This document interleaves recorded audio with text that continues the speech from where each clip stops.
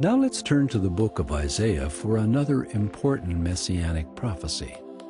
It's found in chapter 53 of the book of Isaiah, which describes the Messiah's ministry in great detail.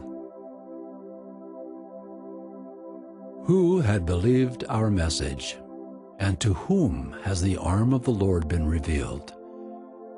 He grew up before him like a tender shoot and like a root out of the dry ground. He had no beauty or majesty to attract us to him, nothing in his appearance that we should desire him. He was despised and rejected by men, a man of sorrows and familiar with suffering. Like one from whom men hide their faces, he was despised, and we esteemed him not. Surely he took up our infirmities and carried our sorrows, yet we considered him stricken by God, smitten by him, and afflicted. But he was pierced for our transgressions. He was crushed for our iniquities. The punishment that brought us peace was upon him, and by his wounds we are healed. We all, like sheep, have gone astray. Each of us has turned to his own way, and the Lord has laid on him the iniquity of us all.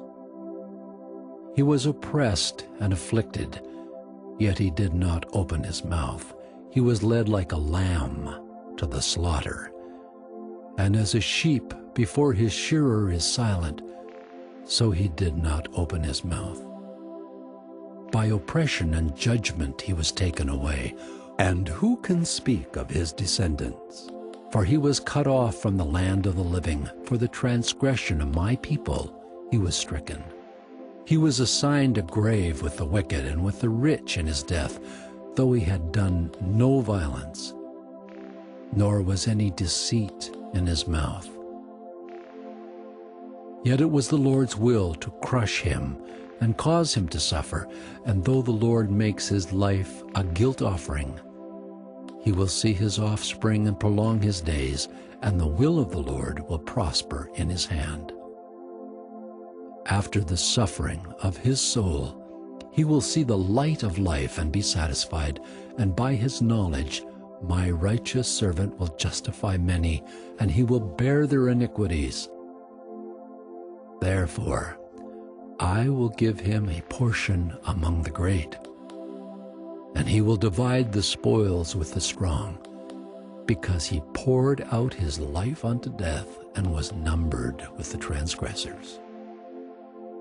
For he bore the sins of many and made intercession for the transgressors.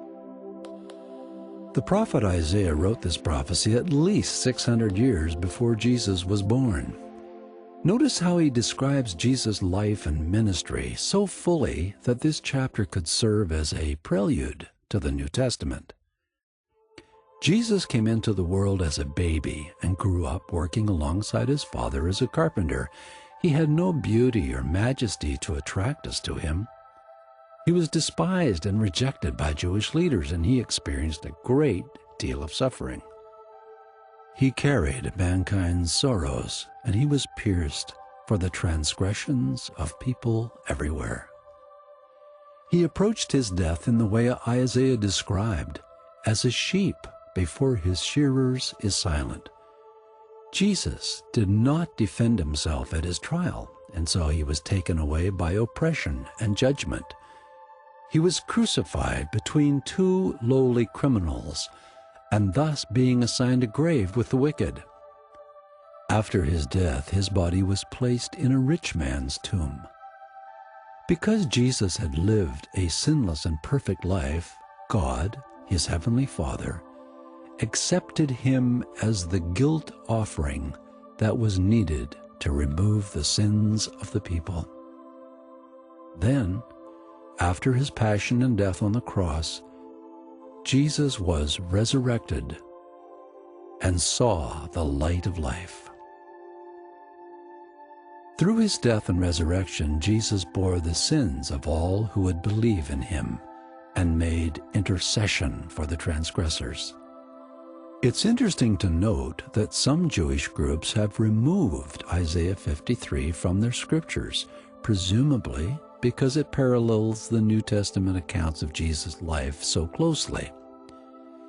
Nonetheless, this messianic passage was in the Jewish scriptures long before Jesus was born, and this fact is confirmed by both the Dead Sea Scrolls and the Septuagint.